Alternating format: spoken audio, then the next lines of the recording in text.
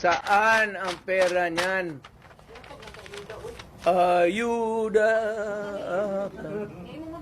Kayo po, 3,000 kayong benepisyaryo.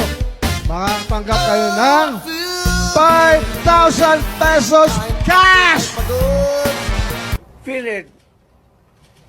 Tanungin ko sa iyo ngayon, saan yung pera ninyo ngayon? Ito ang naiwan na lang is out of the 89 billion, 29 na lang. So yung ang nawala nito,